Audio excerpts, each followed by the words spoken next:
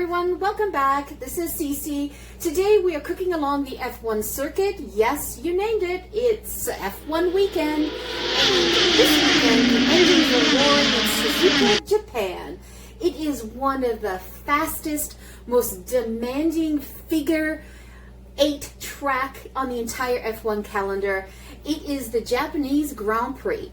So we are going to be looking at Suzuka, and it is legendary for its speed, its history, and sometimes it's unpredictable weather. It could be gorgeous and sunny, and then another time it could just be pouring rain. Have no idea what to expect this year.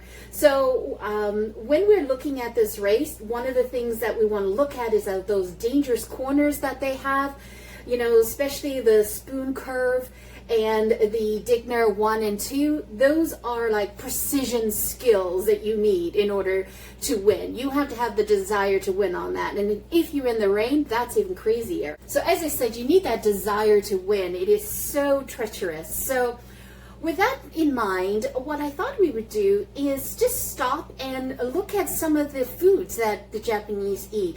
And one of the things that I came across was we're going to make this victory meal, and there's a lot of lore around this victory meal, and it is very comforting food, I can tell you that. So today we are mastering Katsudon, and this is a crispy pork cutlet rice bowl that is literally designed for champions. And when I was talking to you about the lore, right, before we even get to the hot oil and getting this all together, I wanted to just let you know about the magic behind this bowl, right? So katsu-san isn't just a popular donburi, basically donburi means rice bowl. I'll put it up on the screen for you, but it's woven into the very fabric of the Japanese culture.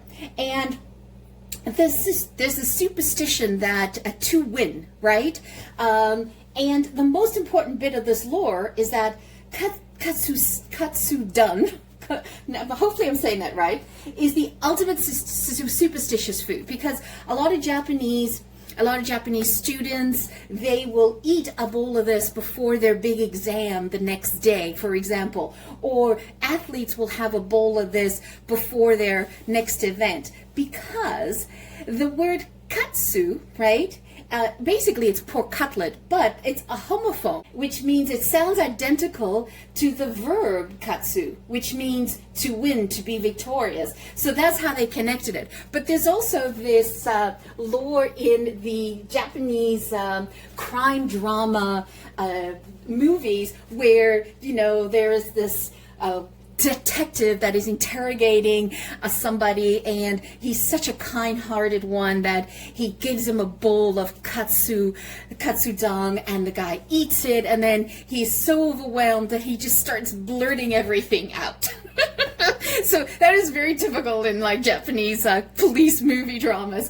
And but believe it or not, like 2019 was when they passed the law that they could not feed somebody when they're interrogating them. So that's just been recent.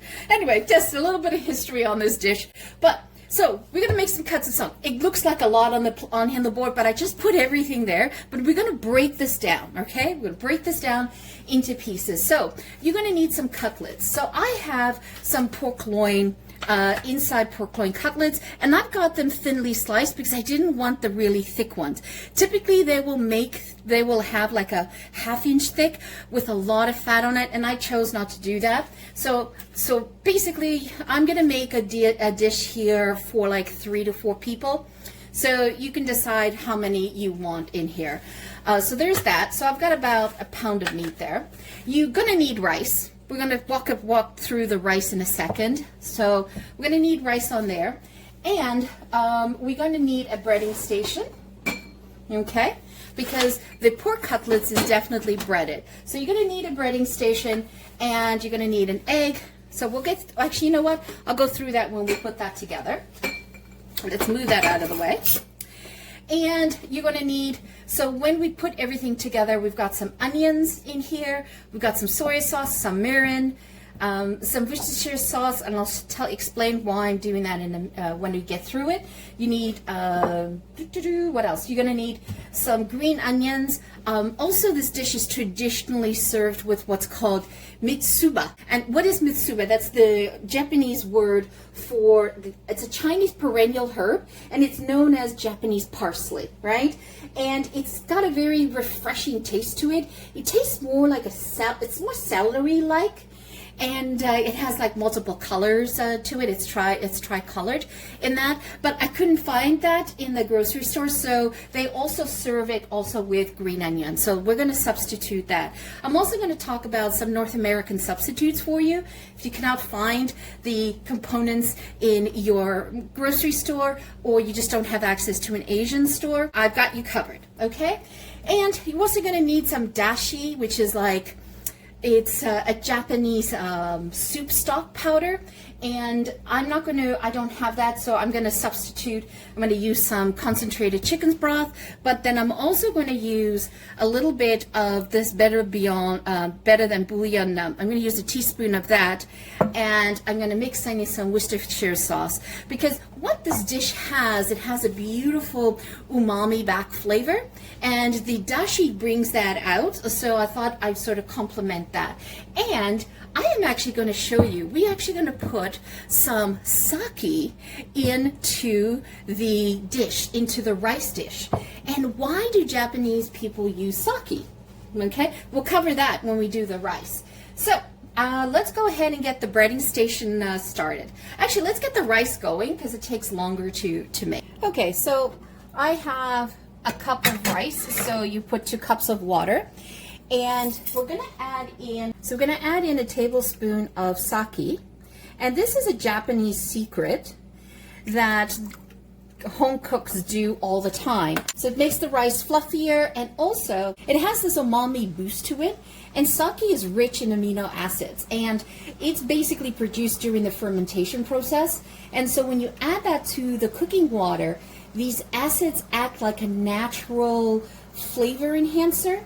And it gives the rice a very smooth, full-bodied, savory depth. And it's better than just water. Then what I do is I also I go ahead and throw in the tops of the green onion. Now, sometimes the Japanese cooks, what they'll do is they'll put the rice in, and then they'll put a little sheet of kelp on top of the rice as well. When they're making. That adds a really nice oceanic flavor to the rice as well. So I washed the rice until it was clear. I'm just going to pop that in. I'm going to give it a nice little stir. And I'm not adding any salt to this because, we got the soya sauce and we got all of that stuff there. So we're going to let the rest sort of flavor this. I happen to be using jasmine rice here, so you can use Japanese short grain rice, but I didn't have that, and I didn't want to use Oborio rice, which is the Italian one that I had, so I decided just to use the Japanese. So what I'm doing is I'm lowering this down about 4. Okay, so let's get the breading station started. I use Panko breadcrumbs. Make sure you use Panko breadcrumbs. And what are Panko breadcrumbs? Basically, the Japanese make this breadcrumbs, and they use only the white of the bread. They do not use the crusts, and then it is dried by an electric engine burner. Basically, that's how they've done it. So it's very, very dry, super dry and crispy. Now, okay, so if you can't find Panko breadcrumbs, what you can do is you can do like a 50-50 mixture. What I would do is I would take just regular breadcrumbs that you get at the grocery store, and then put in either crushed cornflakes or crushed soda cracker. Try not to use the salted soda cracker on there, and then mix that together. That will give you pretty much the texture of what we have here. So that's an alternative that you can utilize. Okay, and so we're going to do a breading station. So you're going to need 1 tablespoon of milk, whole milk. Okay. Now, why are we adding in the whole milk? 1, it keeps it moist, and it also helps tenderize the pork. And we're going to need, depending on how much cutlets you have, 1 teaspoon to a tablespoon of cooking oil. Now, why are we doing the cooking oil? The cooking oil allows the pork to the egg mixture to adhere to it, and then you can pop it into the breadcrumbs. Okay, so we're gonna have a breading station going, and you're going to need 4 tablespoons of flour. Now, I like to mix my flour with my egg, oil, and cream because I'm making a batter. Okay, now that we have the stations together, what I did is I put the eggs in here, and I put in 2 tablespoons of flour for now. And this is a nice cute little trick, is we're going to add some beautiful sake into the egg mixture. It's not traditional, but it is definitely one of those extra flavorful, elevating the flavor of this dish. So let's just mix this in. Now, I like to do my egg and my flour together. I just find it's thicker and it adheres a little better for me. This is just how I like to do it. If you're not comfortable doing it this way, do your 3 pan station. Now, these are pretty thin, okay? So I don't need to tenderize them, but if you had a thicker pork loin, rice is up. So if you had a thicker pork loin cut, then you definitely want to make sure that you tenderize it. You can just use a fork, just prick it before you coat it, or you could use your meat mallet. Now, in order to prevent this from curling, just snip just the corners like that. That should be good enough, okay? And I like to simply just pop it in here, and try to make sure you do coat it really well on all sides, because then it will adhere to the panko perfectly. And then I add more panko as I need it. And you want to be generous with this because you want to create that beautiful crispiness on it. So pop that in there. So let me just go ahead and finish this. Okay, we're on the last one. I just use my hands. Keep one hand wet, one hand dry. Make sure it's well coated. And how much breadcrumbs are you going to use, the panko crumbs? This depends on how much meat you have, how big of your slices of meat are. So play it by eye. I actually use 3/4 of a cup to do with what I have here. And I'm always generous with it. Just, press down on the panko. If you're seeing it's not adhering, just press down nice on it. If you ever had like a vegetable tempura, right?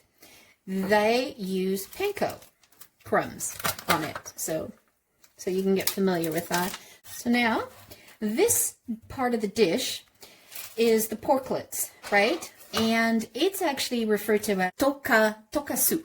So now, what we're going to do is, normally this is fried in a wok, but we're going to do a very, very slow, shallow fry.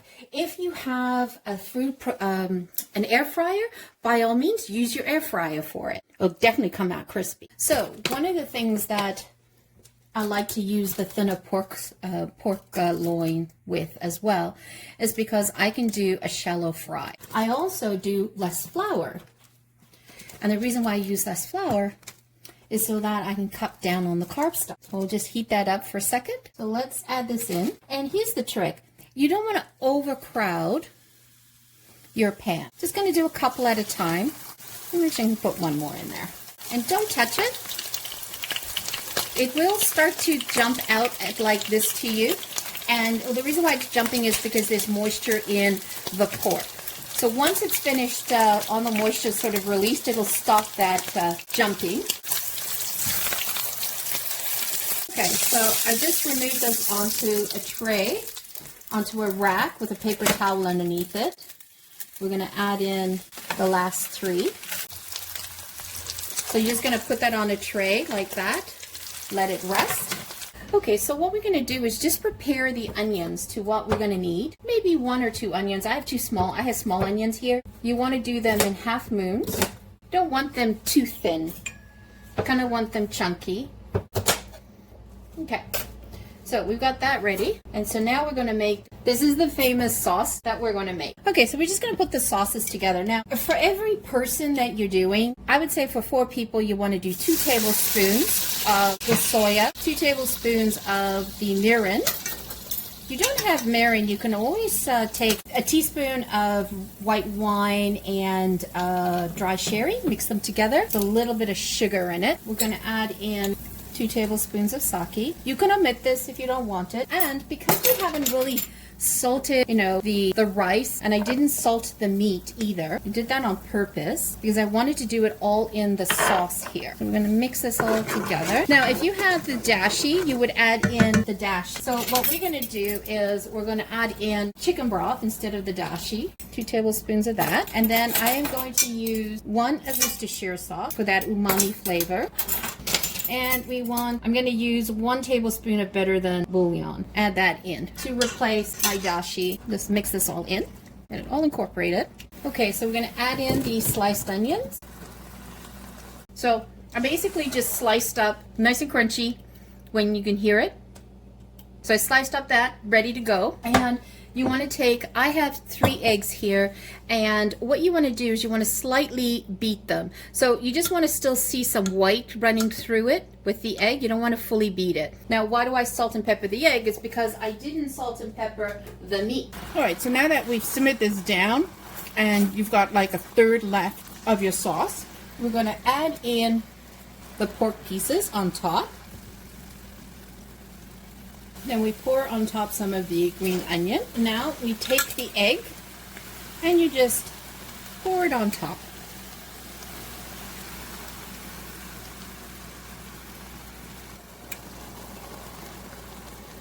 You cover this and we wait. Let me show you the final dish. Doesn't that look lovely? So good. Look at that.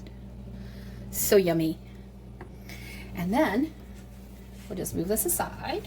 Ooh, that's a little hot. We put it on top of our rice. So just grab a portion of it and make sure you get right under and you grab all the onions. Oh, perfect. And you, ooh, hot.